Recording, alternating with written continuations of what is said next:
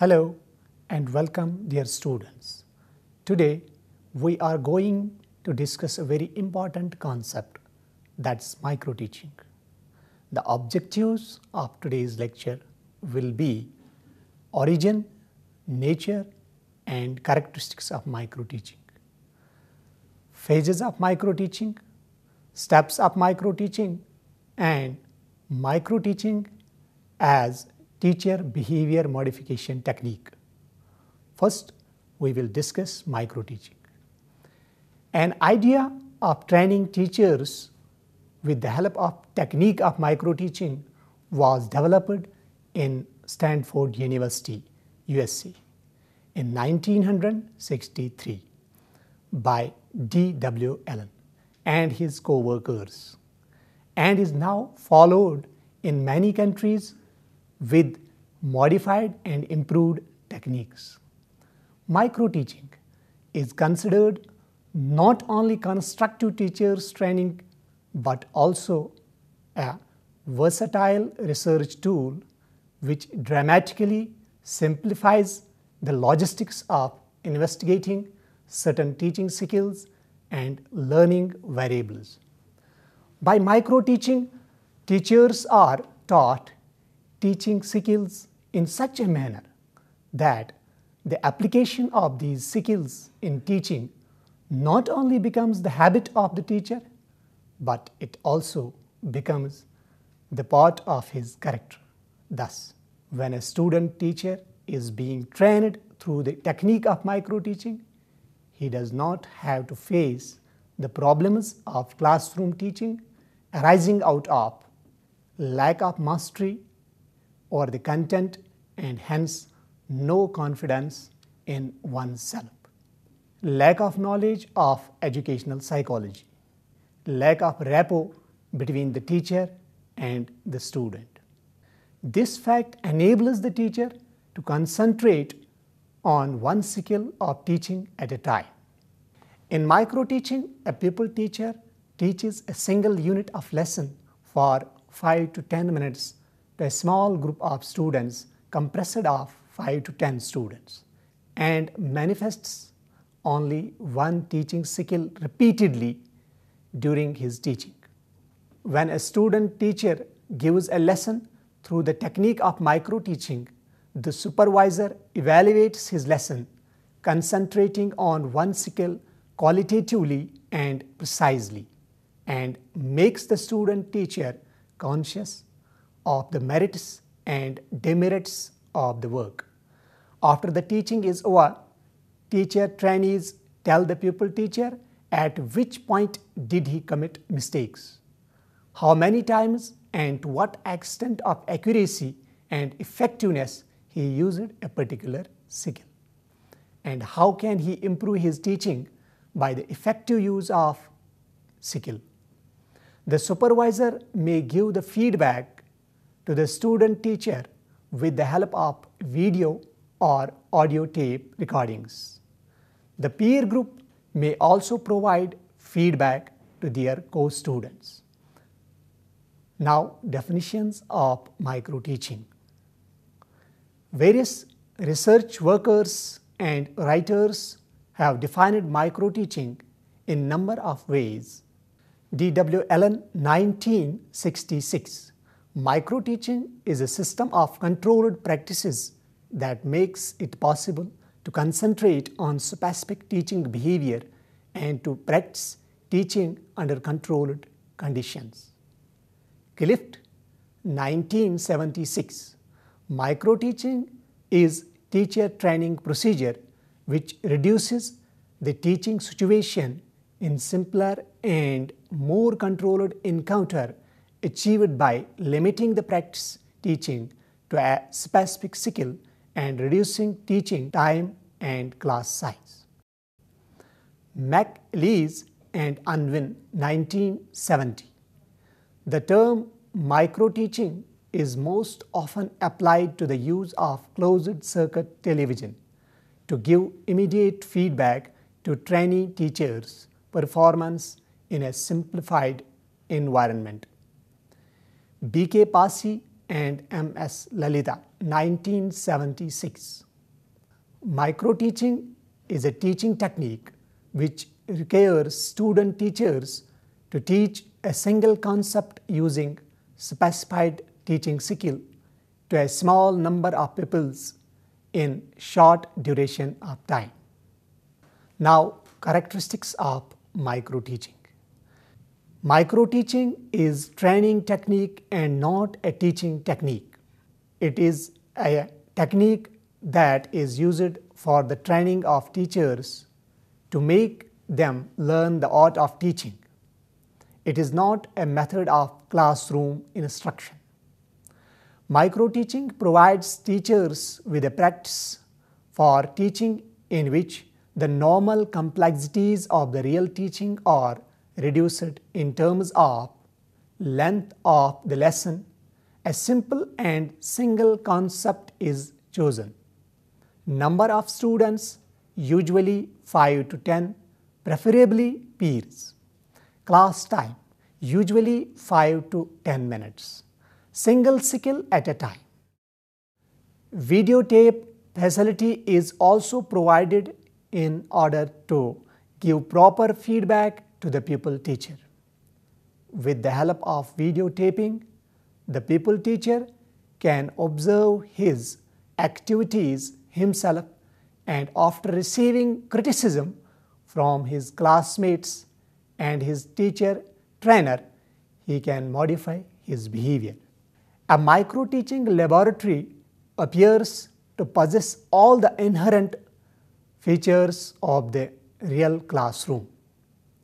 Teaching is composed of very specific skills.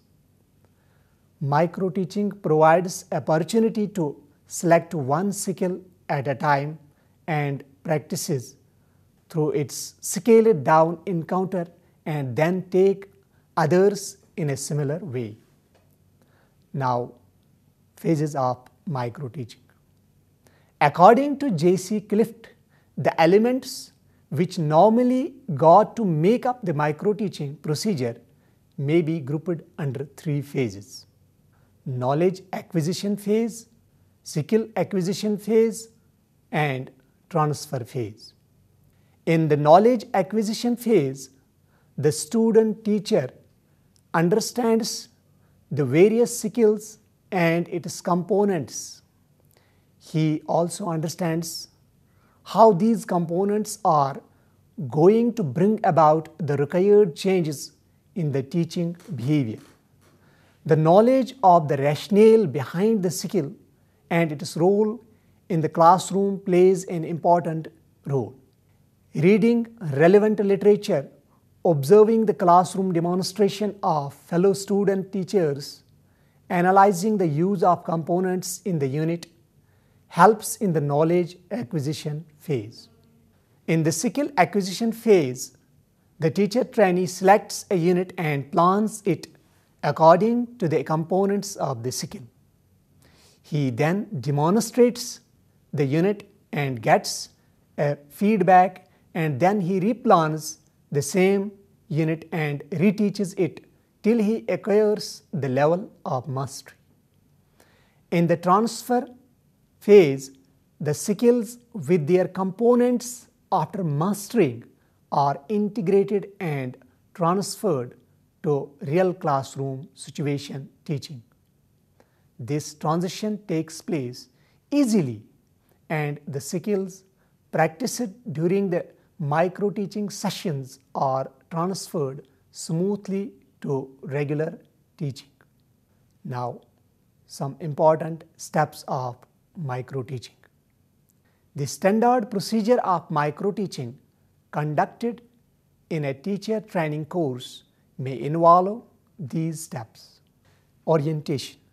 In orientation, the pupil teachers are given necessary theoretical background about microteaching by having a free and fair discussion of aspects like those given here.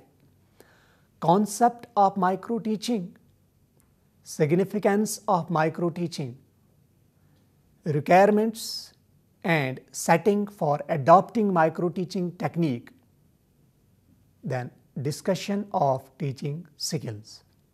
Under this step, The understanding about aspects is to be developed, or analysis of teaching into components, teaching skills.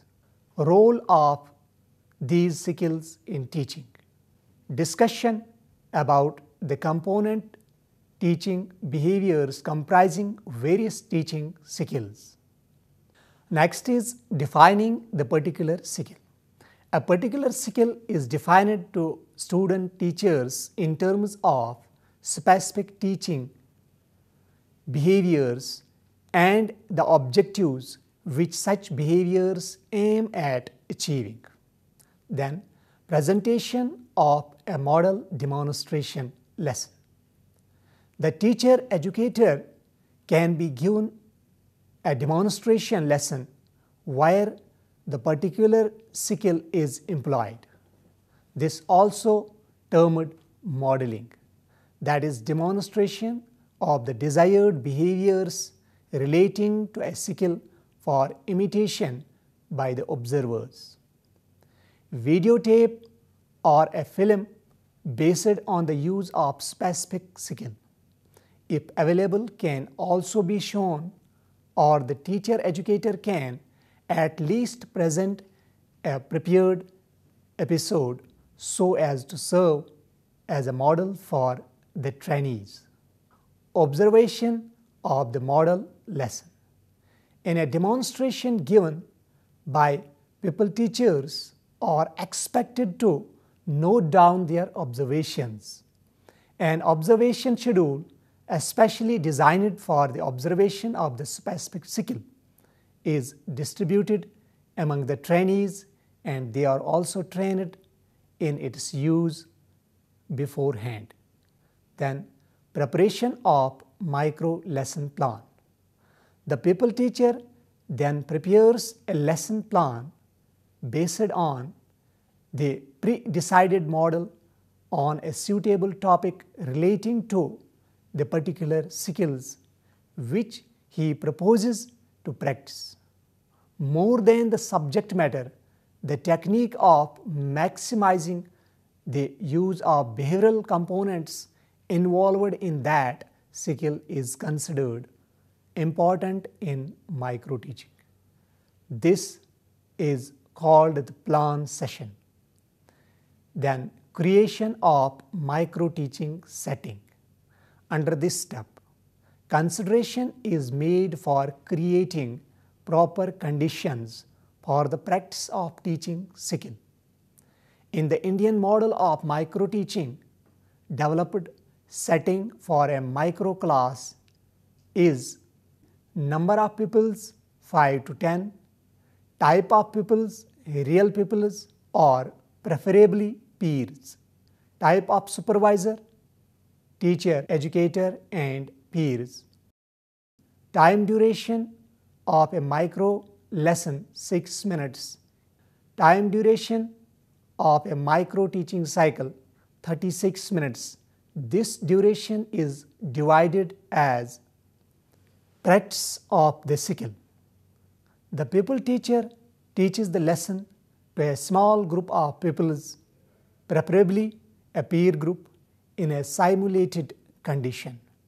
It is supervised by the teacher educator and peers, both with the help of appropriate observation schedule. The lesson may be videotaped if facilities exist. Then, feedback.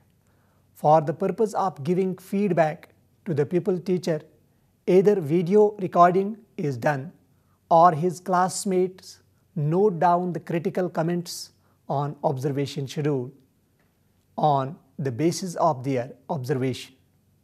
These critical comments are analyzed after the teaching is over, and feedback or suggestions are given to pupil teachers on the basis of these points. Replan session. In the light of the feedback and supervisor's comments, the student teacher replans or restructures the same lesson or a different lesson in order to use the skill more effectively. Reteach session. The revised lesson is retaught to a different but comparable group of pupils. Re-feedback session. On the basis of performance in the retaught micro lesson, the student teacher is provided re-feedback in the way outlined earlier. Repetition of the cycle. The plan, teach, feedback, replan, reteach, re-feedback sessions will constitute a single micro-teaching cycle. This cycle may be repeated till adequate level of skill acquisition takes place. Then integration of teaching skills. This last step is concerned with that task of integrating various teaching skills individually mastered by the pupil teacher. This helps in bridging a gap between training in isolated teaching skills and the real teaching skills and the real teaching situation faced by a pupil teacher. Now, advantages of micro-teaching. The global concept of teaching is replaced by the analytical concept in micro-teaching approach. Here, complex task is looked upon as a set of simpler skills comprising specific classroom behaviors. This helps in the proper understanding of the meaning and concept of the term teaching. There is no problem of discipline in micro-teaching due to controlled atmosphere and small size of the class. Pupil teacher gets feedback immediately after the teaching is over. Micro-teaching helps in systematic and objective observation by providing specific observation schedule. Micro-teaching works as a laboratory exercise to focus training on the acquisition of teaching skills and instructional techniques. Here, a trainee can experiment with several alternatives in limited time and resources. This is a successful method for individualized training, and thus individual weakness of teacher can be found out. Micro-teaching provides economy in mastering the teaching skills. It saves energy of the pupil teacher as well as the pupils.